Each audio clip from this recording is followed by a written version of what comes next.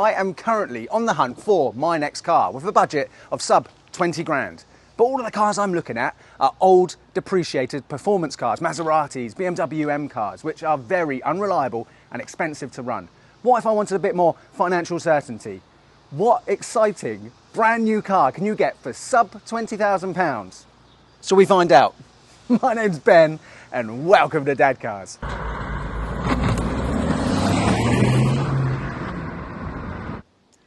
£17.5 grand, 7-year warranty, brand new. This can't be fun to drive, surely. Well, Kia seem to think so, and that's why they have lent Kia Picanto GT Line S to Dadcars for a week to find out. But Picantos are tiny, aren't they? And I need room for the kids. So let's get in the back and see what these rear seats are like. Right, so I am 5'11" with a very long body. So let's have a look. And I'm deliberately sitting behind the driver here because obviously you've got less leg room typically. And that is completely acceptable in my book. And for your £17,500, you don't get cloth seats. Oh no, because they are terrible for children and staining. Instead, you get this wonderfully contrast stitched imitation leather, which actually feels pretty decent. Now, it's got some nice perforated details on there, which whilst it looks very nice, perforated isn't always the best for children because things can sort of get stuck in there. But this is a pretty decent place to sit. For a car of this size, I can't believe how much space there is. And whilst there is no middle seat belt, so this is only a 4-seater, the rear bench is pretty much flat, which is important. I'll tell you why in a minute. But first, I can see the Isofix, so let's try some child seats. Let's see if a rear-facing baby seat can fit in the back of a car this small. And would you look at that? That is a decent amount of space. Now, this front passenger seat has been moved forward to a point where it's still very usable for someone of my size, but not necessarily comfortable. But I think you'd be able to bring it back maybe another inch and still have space between the front and back there. So that's quite impressive. So this is me sat in the front passenger seat. And as you can see, I've got enough leg room there. To be fair, I do have enough headroom, but you cannot actually adjust the height of the passenger seat. You can on the driver's side, but not the passenger side. I would like it if this was down a little bit lower for me. So there is plenty of space for any front-facing child seat. Here on the left, an Isofix high back booster seat. On the right, a full-size 5-point harness Isofix with top tether. So although we've got 2 child seats in here and we can't fit anything else in the middle, we just measured, and what do you reckon we could fit back here? A 3-cross multi-mac in here. Yeah, I reckon we could get a 3-cross multi-mac. So it scores close to top marks for rear practicality. However, prepare to be shocked, because I know you're expecting the boot to be rubbish, aren't you? However, look, I managed to get a double buggy in the back. How incredible is that? Sure, by estate standards, this is a small boot. However, I'm comparing it, remember, to 911s, Lotus Evora, Aston Martins. And it's all about perspective as well. So although it seems very shallow, it's actually got all of this height here. It's all about perspective. If you took that and turned it sideways, if it was a saloon, you'd say it was pretty decent. Right, we ready, girls? So we go for a drive in the Kia Picanto GT Line S. What do you reckon? It's little on the outside, but it feels really big on the inside. Isn't that funny? Because like Daddy's car is much bigger than this, isn't it? But the back seats are tiny, aren't they? Yeah. This one's quite the opposite. Yeah, I know. Yeah, so this one's little on the outside, but quite big actually on the inside, surprisingly so, isn't it? Now, what do we think of the looks? Well, I honestly rather like it. From the front, it reminds me of the GR Yaris. And actually, I think these came out before the GR Yaris. So does the GR Yaris look like one of these? Those aero vents at the front are actually real. You know, from the back, from many angles, this is actually a really good looking car. My only complaint, I suppose, is those kind of fake looking twin exhaust on the back. Obviously they're not exhaust at all, you know, it's just got like a little tiny exhaust underneath. But other than that, I think this is a cool looking car. The wheels are nice, and if I was to buy one to use with children, because this is such a small car, I'd probably go for one in quite a bright vivid colour, just because you want people to see you on the road.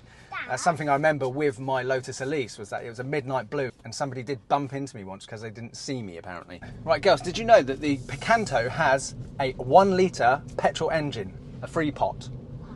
Yes, but in the GT Line S, it's turbocharged, which means that the brake horsepower is up from 66 to 99 brake horsepower. Does that sound a lot? Yeah. Well, the thing is, 99 horsepower is actually the lowest amount of power of all the cars we've ever featured. Are you kidding? No, so this is we've never featured a car with this little horsepower before. However, this car doesn't weigh very much, girls.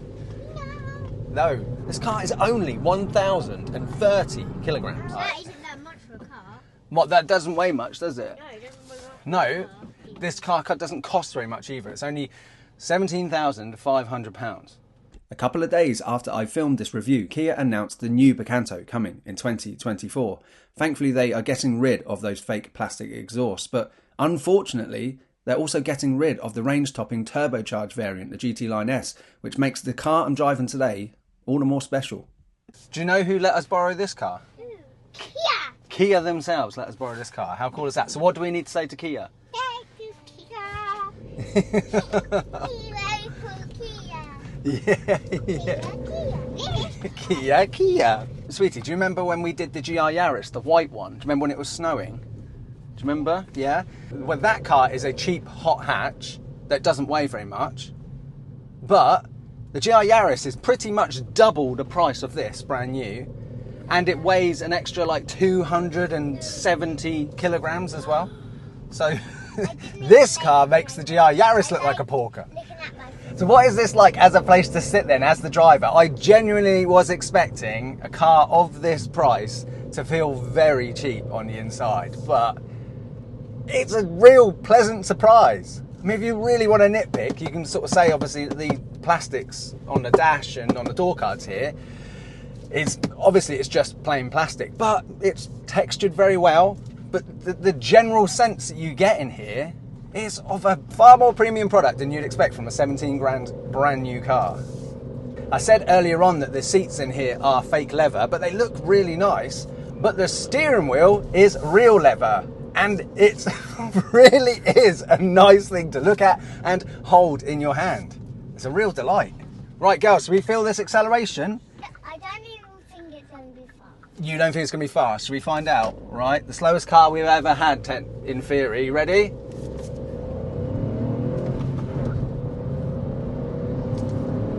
What do you reckon? Isn't it? It is actually quite fast. It's surprisingly fast, isn't it? 0 to 60 is sub 10 seconds, which, you know, that's not on paper very fast. Middle part fast. Middle part fast. Yeah, so what, like semi-fast, yeah? It feels really nippy, doesn't it? What it feels like to me is, you know, when you've got like a remote control car, toy car, and you've had it with like old batteries in for a while, and then you finally put new batteries in that toy car and then start driving it, it's really whizzy. This is what that feels like.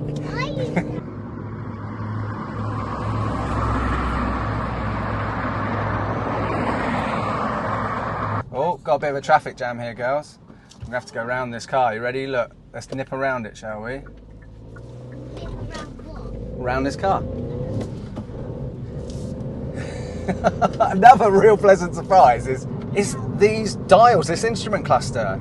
You've got two analog dials, good looking analog dials, sandwiching a digital screen in the middle, which is just what I like. One thing I'm not a massive fan of though is that middle screen, it kind of pulses to indicate if you're slowing down or speeding up, and I'm sure you would get used to it, but as somebody who's not been driving this for very long, I find that a little bit distracting. I had a little play with this infotainment system earlier on, and pleased to say it's very intuitive, very easy to use. Apple CarPlay, Android Auto, everything you would need. Look, feel this going around corners, girls. What do you reckon?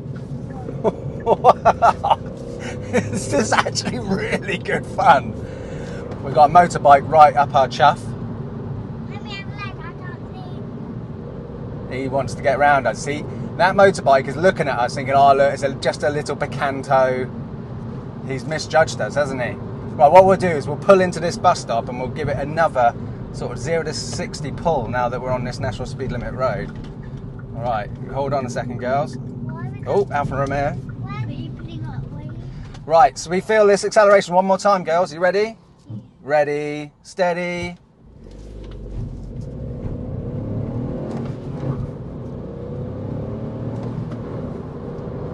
Now, what do you think of that?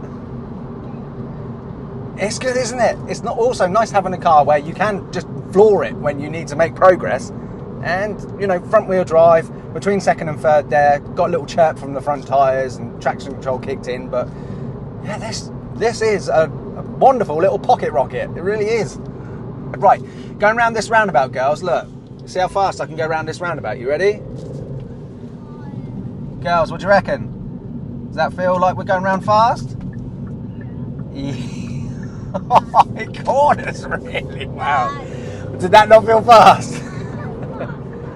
That brings me on to another thing that was a real pleasant surprise about this car. The steering is really nimble and fast and fun. Most importantly, fun. Don't get me wrong, it doesn't give you tons of feedback like, you know, like a 306 GTI 6 would, like I've reviewed on the channel before.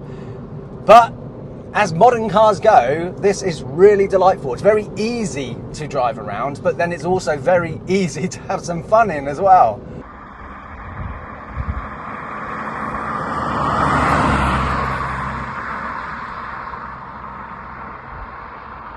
It's also pretty crazy how many goodies you get with this car for your 17.5 grand. Heated seats, heated steering wheel, climate control, Apple CarPlay, Android Auto, as I said earlier, reverse parking sensors and reverse parking camera.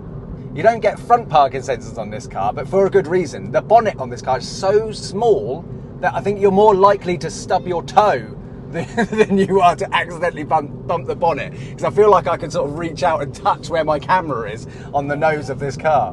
We were saying earlier on, guys, weren't we, how small this car is, but do you know how much smaller this is than a Mini?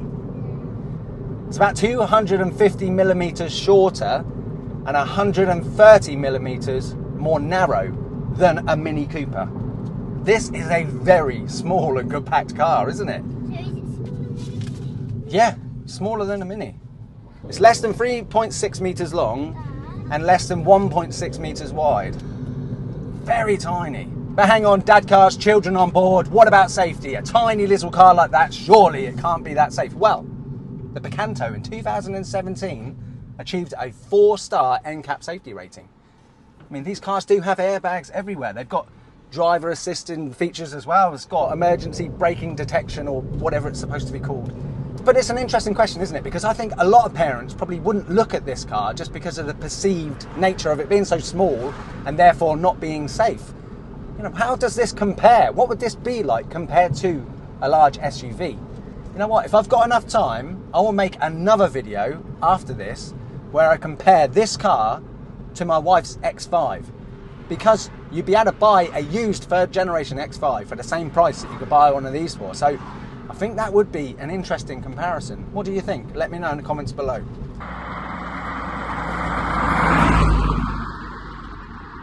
How long do you get to a holiday house all the way back to home? How many minutes? What, when we go on our next holiday? So that's a good point actually, sweetie. So you asking about when we're going on holiday in the summer, yeah, and how long it takes. We're like, what would this be like on a motorway or on a longer run?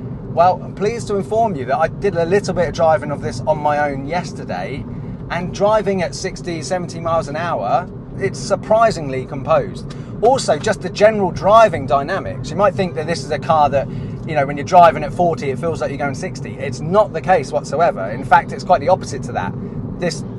For a tiny little car like this, it's more refined than what you'd expect. Don't get me wrong, this isn't a luxury cruiser. You can feel it like then going over some uneven tarmac. But if I'm really trying hard to pick fault in this car, I mean, what could I say? I mean, on cornering, sometimes there's a little bit too much body roll for me. But then the thing is, if they tightened that up, the ride quality would suffer. And I'm sure 90% of the people who buy these would much rather the ride quality be better than have slightly less body roll when you're pushing it round a roundabout. Right. Now let's talk about running costs on this then, and compare it to the normal stuff that I feature on the channel, which is like 15-plus-year-old performance cars. Miles per gallon on this, you will get over 50 miles per gallon on a run easily. And driving around town, I think 40 plus is still very possible. That's more than double the fuel economy that you'll get on the typical car you see on the Dadcars channel. Road tax on this car will be £210. Now that's about a third of the typical car on the Dadcars channel. insurance, I am sure, is not going to cost a lot on one of these. And the biggest point that I normally talk about with the cars I feature is maintenance costs. And obviously with your 7-year warranty, you're not going to have any shocks, any unplanned for expense with this car. Servicing is every year or every 10,000 miles, and I'm sure that that is very reasonable with Kia themselves as well. If you were to break down the cost of this car over the 7 years, it would work out £2,500 a year. Now, if you owned a pre-owned Ferrari, just a warranty alone on a Ferrari is likely to be more over 7 years than the cost to buy this car brand new.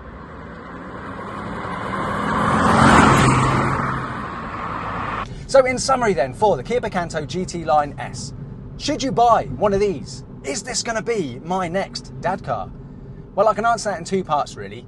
Number 1, if you're watching this more as a casual person, perhaps you've never seen one of my videos before, and you're looking at buying a hatchback, something like this, or should you spend a little bit more and get something with a Volkswagen or an Audi badge on it? No, buy one of these. You don't need to spend any more than £17,500 to get a really good family car. This is exceptional and it puts a smile on your face. However, long-term viewers of the Dadcars channel can breathe a sigh of relief when they hear me say that this will not be my next dad car. And if, like me, you enjoy taking the brave pill and buying a massively depreciated performance car, something that used to be worth over £80,000 that you can now pick up for sub 20, if you can financially stomach the horrendous running costs and maintenance bills of a car like that, my advice remains the same. I say go and buy one of those. I want to say thank you once again to Kia for letting me borrow this car. So we say thank you again, girls.